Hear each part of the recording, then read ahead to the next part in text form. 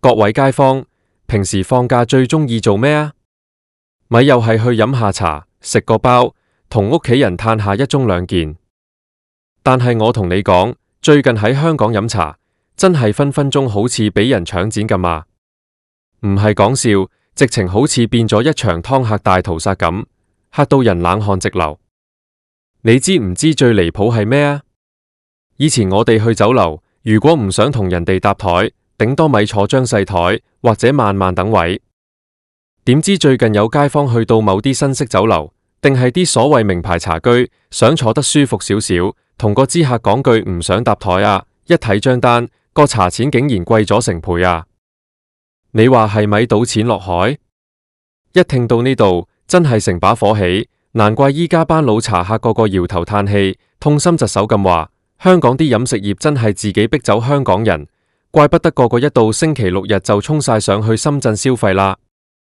今日我就真係想同大家切切實實由頭到尾計下呢條數，睇下香港飲茶依家衰到乜嘢地步，對比埋深圳嗰邊嘅茶樓，簡直就係一個天一個地，一個地獄一個天堂。大家坐定定聽我慢慢同你哋拆解。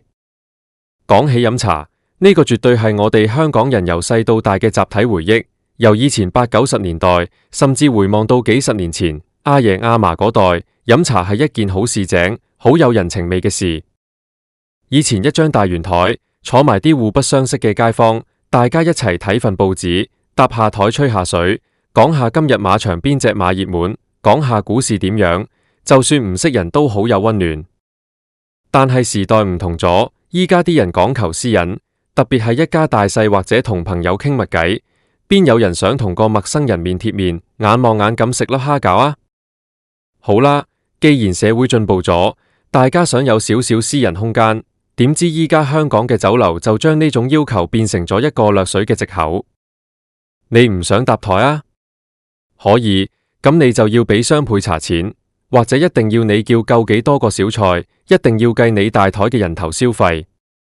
有啲茶位費本來已經要成20幾30蚊位，再加埋茶芥、小食，如果你兩個人想坐張4人台唔搭台，佢就直接收你4個人嘅茶錢。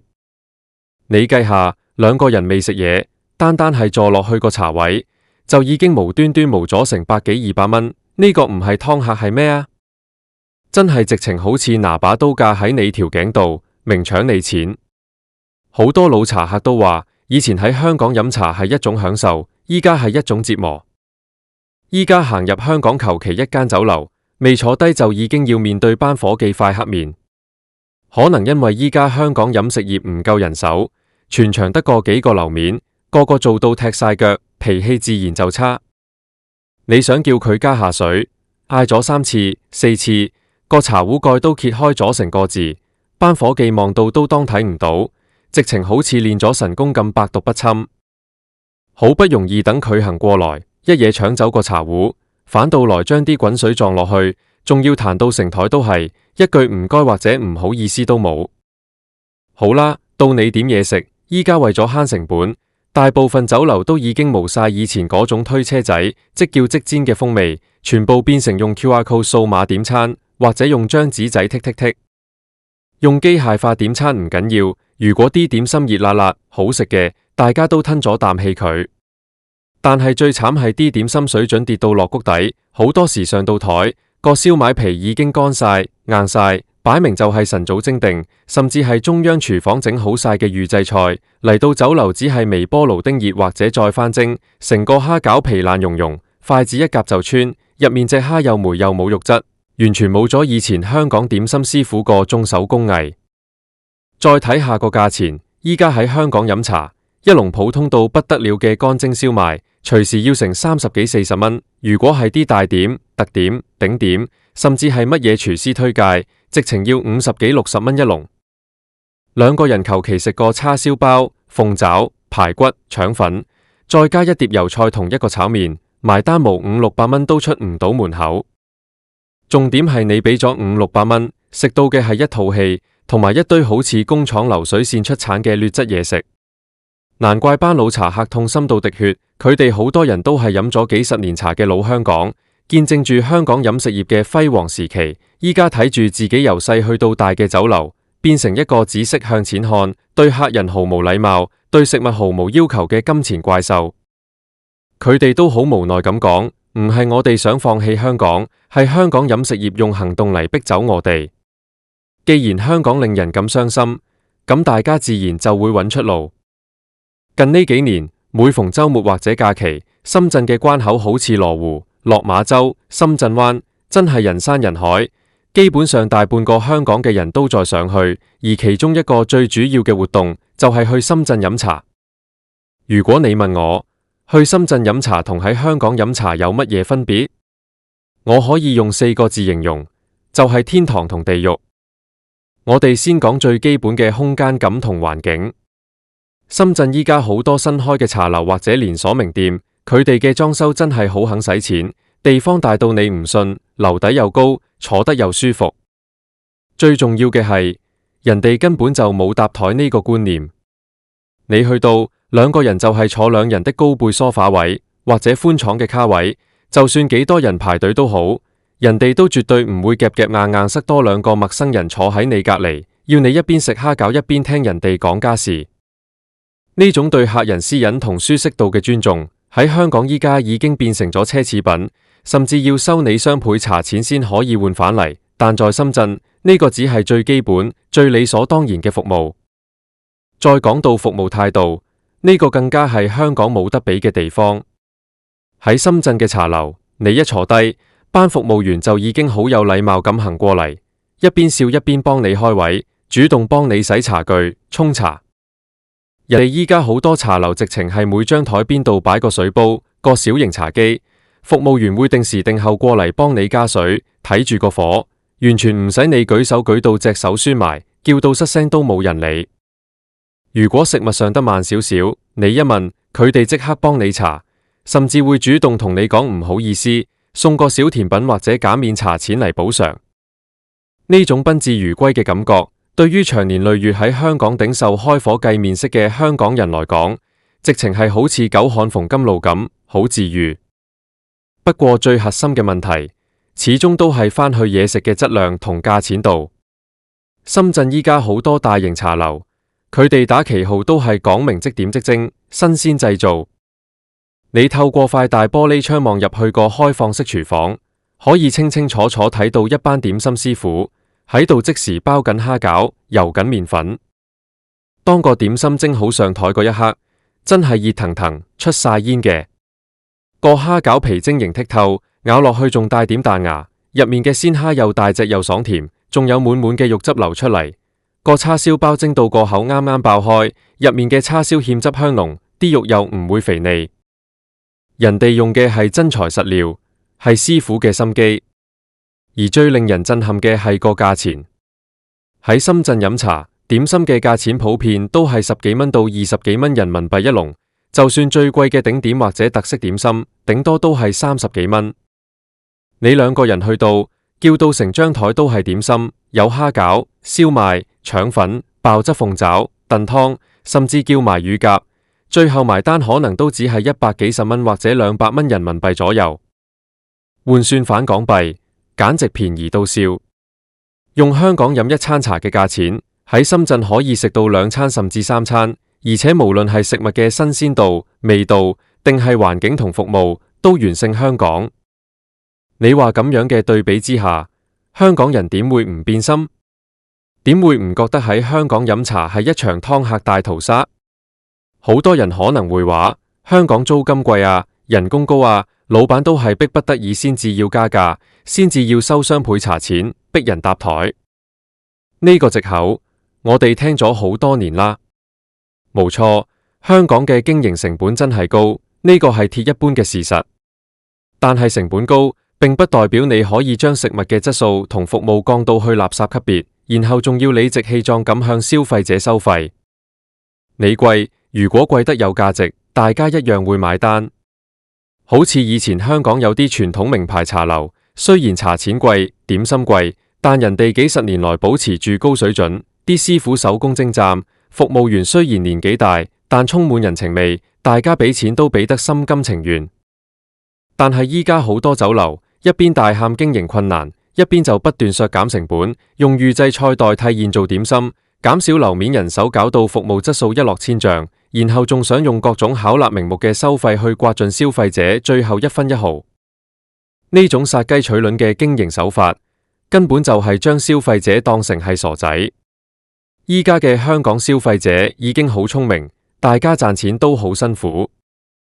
以前大家可能因為懶得搭車，懶得過關，所以就算香港酒樓再差，都頂硬上幫襯。但係依家交通咁方便，高鐵1個鐘頭內去到廣州、深圳、深港西部通道、港珠澳大橋，加上各種接駁巴士、地鐵網絡四通八達，上去深圳消費嘅時間成本同金錢成本已經大大降低。當大家發現原來只要花幾十蚊車費，花多半個鐘頭車程，就可以由地獄去到天堂，享受到真正高品質嘅嘢食同皇帝般嘅服務，大家自然就會用腳去投票。結果係點樣？結果就係香港到咗星期六日，好多原本應該係黃金時間嘅酒樓，入面冷冷清清，雀巢鳩佔，得返小貓3、4隻。啲老闆又喺度怨天怨地，話香港人唔支持本地消費，話香港人北上消費係不愛港。呢種言論真係好反智。消費者對你嘅忠誠度係建立喺你給予人哋嘅價值上面。你一邊劏客，一邊用差劣嘅態度對人，一邊俾啲難食到嘔嘅預製點心人哋食，你憑咩要求香港人留低幫襯你？香港人嘅錢都係辛辛苦苦返工捱返嚟嘅，唔係大風刮過嚟嘅。睇到依家呢個局面，最傷心嘅莫過於一班幾十年來風雨不改，日日都去飲茶嘅老茶客。對於佢哋來講，飲茶已經唔單止係一餐飯，而係一種生活習慣，一種寄託。佢哋有好多人已經60、70歲，甚至80、90歲，行動未必咁方便，叫佢哋每個星期都長途跋涉上去深圳飲茶，其實真係好辛苦，好折磨。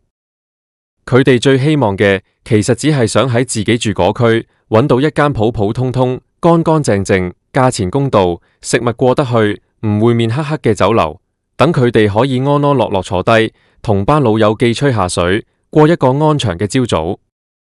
但係依家連呢個咁微小嘅願望都變成咗一種奢望。香港嘅酒樓一係就頂唔順貴租結業，一係就加入劏客大軍，唔搭台就加你錢，嘢食又越嚟越貴，越嚟越難食。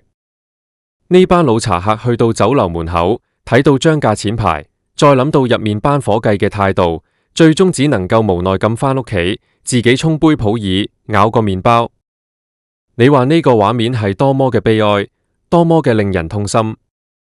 香港飲食業如果再唔醒覺，再唔由根本去反省自己嘅問題，繼續用呢種劏客大屠殺嘅心態去營運，咁等待佢哋嘅將會係一條萬劫不復嘅死路。你唔好以為等班香港人新鮮感過咗，就會乖乖地返嚟香港酒樓飲茶。當大家喺深圳習慣咗咩叫優質服務，習慣咗咩叫新鮮現做嘅點心，習慣咗咩叫合理嘅物價，大家嘅口味同要求就已經提高咗，回不去啦。你依家想用返以前那一套去敷衍香港人，去掠香港人水，根本就係痴人說夢話。其實要挽回香港人嘅心，並唔係叫你一定要將價錢減到同深圳一模一樣，大家都明白香港有自己嘅成本局限，但係你最起碼要攞出你嘅誠意出嚟。誠意喺邊度睇到？首先，可唔可以取消埋晒啲咩唔搭台就要加收費用呢啲極度自私、完全唔尊重消費者嘅惡霸條款？你開得門做生意，提供舒適嘅用餐環境係你嘅基本責任，而唔係將空間變成籌碼去威脅客人。其次，可唔可以喺嘢食嘅質素上面落返少少心機？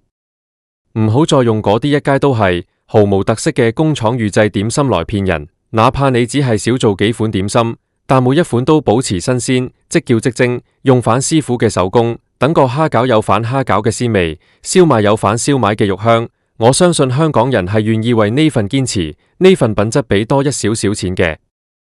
最後就係最重要嘅服務態度。飲食業係服務性行業，唔係慈善機構。客人入嚟俾錢食嘢，唔係欠咗你嘅，更唔係入嚟睇你塊黑面，聽你啲難聽說話嘅。就算人手再不足，一句簡單嘅歡迎光臨，一個微笑，再加水嘅時候講一句小心意啦，呢啲根本唔需要花你任何金錢成本，只需要你付出少少嘅同理心同職業道德。如果連呢啲最基本嘅嘢都做唔到，咁就真係唔好怪香港人無情，唔好怪大家放棄香港。今日同大家講咗咁多，真係因為睇住香港飲茶文化一步一步被呢啲不良嘅經營手法摧毀，心入面好感慨，好難過。我真係好希望香港嘅酒樓老細們能夠聽得到呢啲心聲，唔好再將香港人逼走，唔好再將我哋嘅傳統飲茶文化變成一場令人望而生畏嘅湯客屠殺。如果大家都有同感，或者你最近喺香港飲茶都有遇過啲咩離譜嘅湯客經歷，又或者你去過深圳飲茶覺得有幾咁正，歡迎大家在留言區一齊分享，一齊討論。今日我哋就講到呢度，下次再同大家一齊拆解更多社會上嘅大小事。大家保重，希望有一日我哋可以喺香港安安樂樂、開開心心咁嘆飯一盅真正有水準、有人情味嘅兩件。